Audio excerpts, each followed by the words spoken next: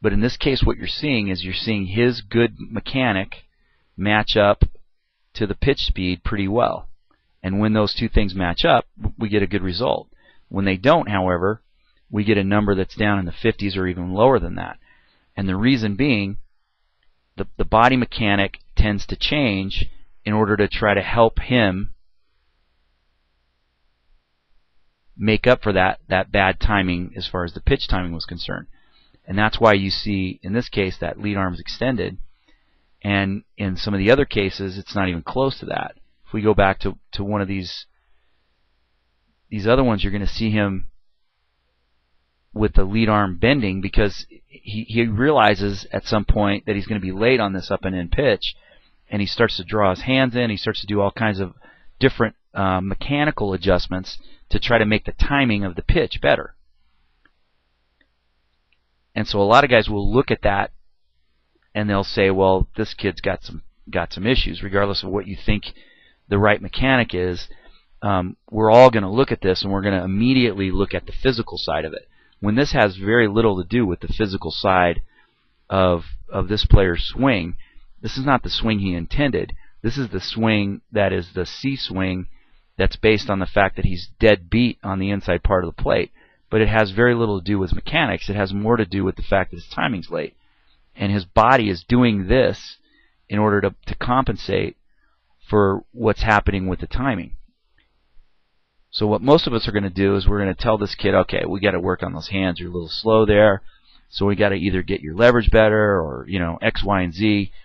I'll meet you at the cage and let's work on that. When the real issue is he's dead late because of the location of this pitch, and his body timing and the pitch timing don't match. So instead of just making a note and working on this part, his dome, and mentally making a note that the timing's not right, we're going to go make a physical change and spend a week doing it, and next thing you know, this kid's going to have worked for a week on completely the wrong issue, because it's not about his mechanic. It's about one simple thing, and that is the timing of that particular pitch was late. Because if you notice, as soon as we might have 4 or 5 bad swings in a row, but as soon as the timing is right, all of a sudden the swing mechanic goes back to what he's trying to work on. So it becomes a function of getting the timing right, and when the timing is right, the mechanic gets better. Of course, it's not always that way, but it goes right back to a bad mechanic as soon as the timing changes and he realizes it. He has a lot of his body is the same, but there are some mechanical changes that take place because of timing.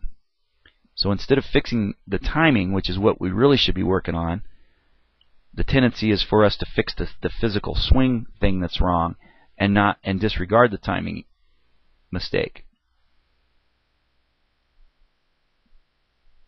But you notice how it keeps coming back each time.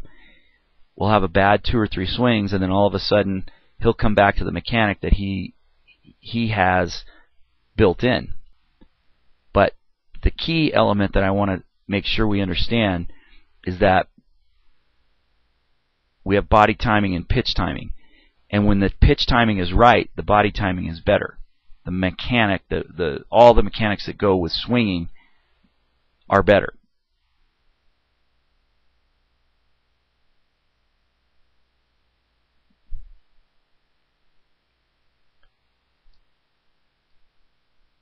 See, this is a very good swing that's ill-timed.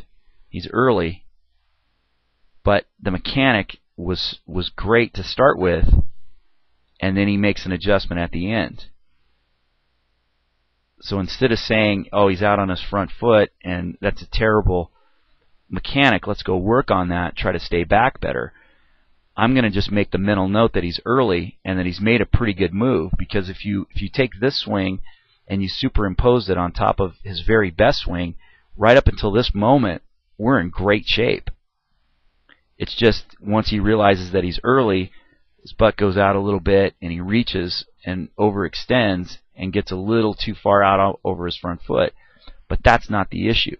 The real issue is the timing that took place before that mechanic happened.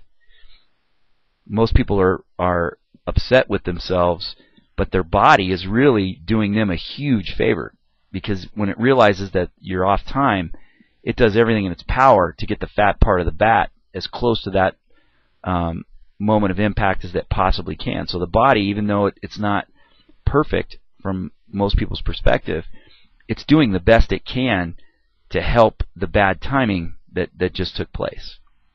So it's actually a fail-safe that we ought to be pumped about, but instead we focus on the mechanic of it, and a lot of it gets lost in the translation.